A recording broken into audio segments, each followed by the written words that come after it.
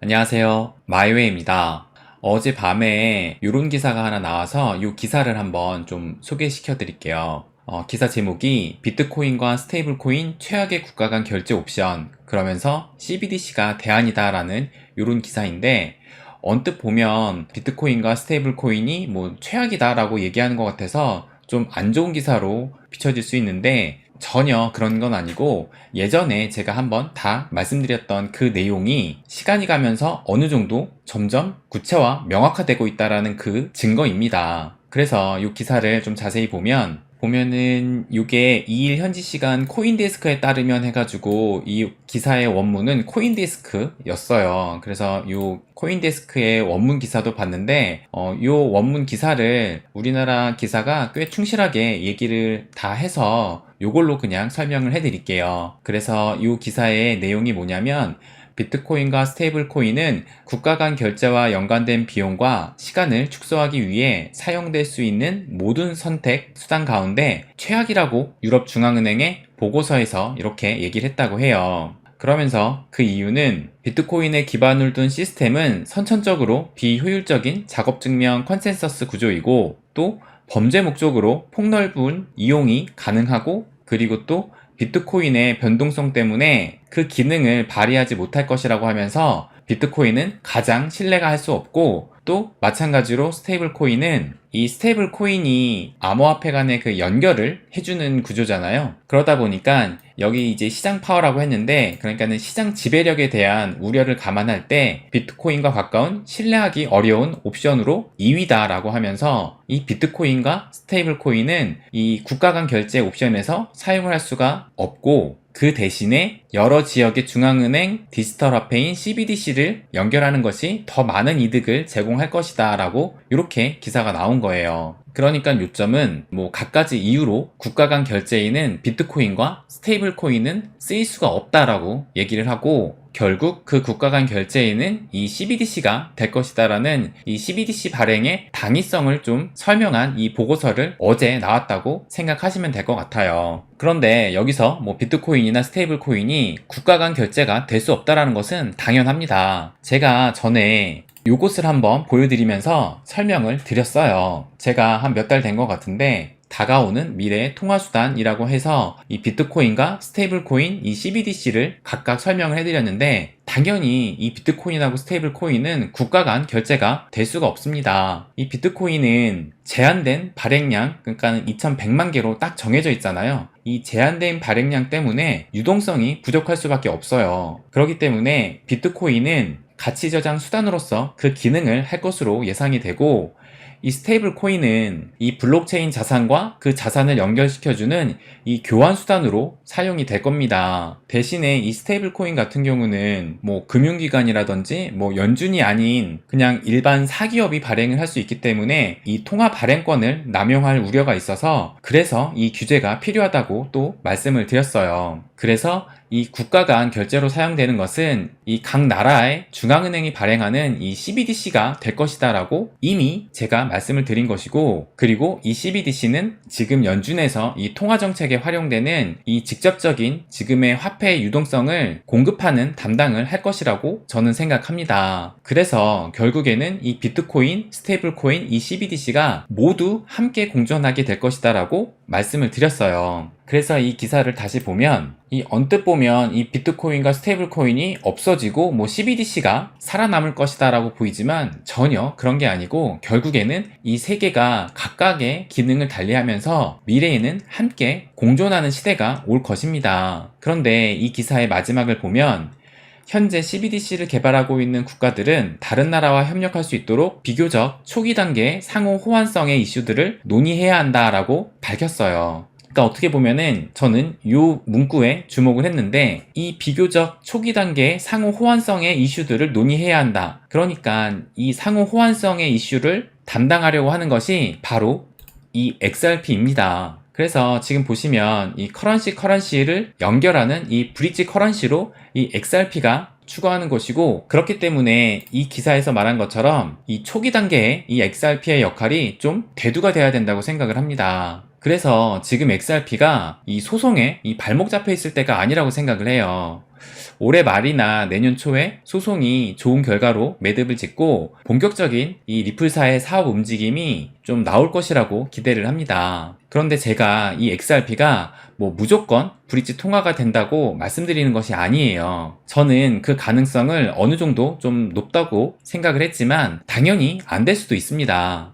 리플을 투자한 이유가 뭐 다 개개인마다 다르겠지만 저는 이 리플사가 제대로 하지 못할 가능성도 충분히 있다고 생각을 해요. 그러니까 뭐 미국 정부에서 리플을 단일 통화로 하고 또 뒤에서 밀어주고 있고 또 뭐 XRP를 통해서 부채를 없애고 이런 거는 다 어불성설이라고 생각을 합니다. 그러니까 리플이 또 욕을 많이 먹는 이유 중에 하나가 이 음모론에 심취를 해가지고 뭐 거의 반종교적인 그 믿음에 기대는 일부 투자자 때문이라고 생각을 해요. 저는 그런 것에 리플을 투자한 게 아니고 제가 리플을 선택한 이유는 이 리플이 이런 사업을 성공시킬 이 가능성에 베팅을 한 것입니다. 지금 뭐 암호화폐들이 거의 한 2만 개가 넘는다고 하는데 이 2만 개가 넘는 암호화폐 중에서 실제로 그 쓰임 관련해서 혹은 이런 통화, 이런 CBDC 관련해서 이 리플만큼 적극적으로 사업을 하고 있고 또 영향력이 큰 암호화폐가 몇 개나 된다고 생각을 하시나요? 이 리플이 그 어떤 코인보다 좀 호불호가 갈리는 코인이긴 하지만 저한테는 그런 건 중요한 게 아니고 이 리플의 이 XRP의 그 쓰임의 가능성에 베팅을 한 것입니다. 아무튼 그래서 소송이 끝나고 이 리플사의 움직임이 매우 중요하다고 생각을 해요. 그래서 리플이 지금 SEC로부터 발목이 잡혀있긴 하지만 이 전체적인 암호화폐가 제도화되어가는 이 속도가 현재는 매우 더딥니다. 이 SEC와 CFTC의 규제 관할권을 둔 이 밥그릇 싸움도 그렇고 또 이 달러를 위협하는 이 스테이블 코인에 대한 이 스테이블 코인 규제법도 올해 통과가 희박하다라는 이런 기사도 나왔어요. 그래서 이 기사도 함께 보면 당초 해당 법안은 7월 마지막 심의가 진행될 예정이었지만 8월 휴회 이후로 미뤄졌고 9월에 심의를 거치게 됐다. 그러나 11월 중간 선거를 둘러싼 불확실성으로 인해 법안을 최종 통과시키기까지는 난항이 예상된다. 그래서 결국 연내 통과는 어려울 것이다 라고 이렇게 기사가 나온 겁니다. 그래서 좀 전에도 말씀드렸지만 이 스테이블 코인에 대해서는 이 통화 발행에 대한 남용권이 있기 때문에 어떻게든 규제를 해야 해요. 그래서 좀 이런 규제가 발빠르게 움직여야 되는데 이게 조금 늦어지고 있다라고 얘기가 나오고 있는 거예요. 그러면 이 스테이블 코인 규제법이 좀 구체적으로 뭔지를 좀 말씀을 드려보면 일단 첫 번째로 이 스테이블 코인을 발행하는 이 발행 기업이 자본과 유동성을 항상 이 일정 수준 이상으로 유지를 해야 되는 그 의무를 담고 있고 또 그거에 관련된 자료도 투명하게 공개를 해야 되는 의무를 담고 있습니다. 그리고 이 스테이블 코인 자체는 증권이나 혹은 상품으로 분류되지 않을 것이라고 딱 명시를 한다고 하고 또 이 스테이블 코인의 발행 기업은 비은행 기업이라도 정부가 승인을 하면 이 스테이블 코인을 발행할 수 있도록 이런 길을 열어주는 법안이 될 것이라고 얘기는 하는데 대신에 엄격한 기준이 있을 것이라고 생각을 해요. 그리고 가장 중요한 건 뭐냐면 미국 내에서 이 스테이블 코인을 발행할 때 달러 이외에 해외 통화는 이 스테이블 코인으로 발행이 금지되고 판매 역시도 금지된다라고 그 내용을 이 규제법에 담고 있다고 해요. 어떻게 보면 이게 가장 중요한데 그러니까 스테이블 코인은 무조건 달러 기반이다 라고 정하겠다라는 거예요. 당연히 이것의 목적은 이 달러의 지위를 더욱 공고히 하려는 그 목적이 있다고 생각을 합니다. 그래서 이 스테이블 코인 규제법은 어쨌든 이 암호화폐 시장을 좀 양성화하는데 큰 도움이 될 것이라고 생각을 합니다.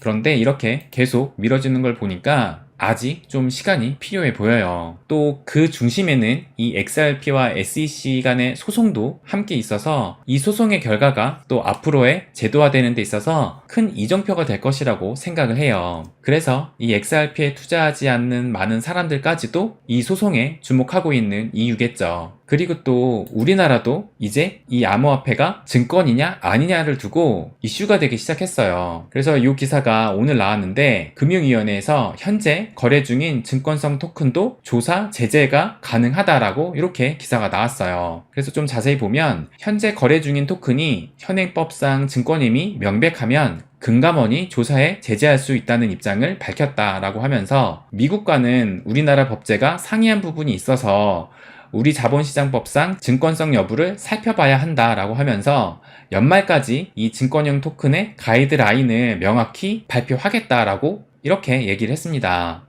그러면서 최근 이 미국 SEC가 코인베이스를 고발하는 과정에서 9개의 가상자산을 증권으로 규정한 데에 대해 상당히 심각한 상황으로 보고 있다라고 얘기를 하면서, 그러나 이번에 증권성이 인정된 9개 토큰도 아직 SEC의 판단 단계인 만큼 리플의 증권성에 대한 미국 법원의 판결이 나와야 한국의 규제책도 탄력을 받을 것이다 라고 이렇게 기사가 나온 거예요. 이것을 보면 우리나라도 우리나라 나름대로 이 증권성을 판별하는 이 기준을 지금 만들려고 하고 있고, 이런 규제를 통해서 이 암호화폐 시장을 좀 제도화하려고 하는 이런 움직임이 본격적으로 시작되고 있다고 볼 수 있을 것 같습니다. 그래서 지금 결국 미국이라든지 이렇게 우리나라, 그리고 얼마 전에 이런 유럽의 움직임을 보면 지금 현재 이 암호화폐를 제도화하는 과정이라고 볼 수 있지만 이 속도는 매우 더디게 가고 있다고 보여집니다. 그래서 제가 이틀 전에도 앞으로 2년이라고 말씀을 드렸는데, 아마 이 2년 뒤쯤에는 어느 정도 이런 큰 윤곽이 나올 것이라고 생각을 해요. 2년이 좀 타이트하다면 넉넉히 보면 3년인데 그러면 2025년이잖아요. 아무튼 그때 이런 규제 가이드라인이 확정이 되고 본격적인 제도화 아래에서 자산시장으로 인정을 받게 되면 그 이후에 이 암호화폐 시장은 폭발적인 성장이 기대가 됩니다. 대신에 그 전까지 어느 정도 이 약세장을 각오해야 할지도 모른다고 생각을 해요. 지금의 경제 상황을 본다거나 러우 전쟁, 어제 오늘 있었던 이런 미중 갈등의 정치적인 상황, 그리고 또 암호화폐 자체적인 이런 반감기 이슈, 이런 모든 거시적인 상황을 봤을 때 가까운 기일 안에 진짜 찐 상승장, 불장을 기대할 수 있는 상황이 아니라고 좀 보여집니다.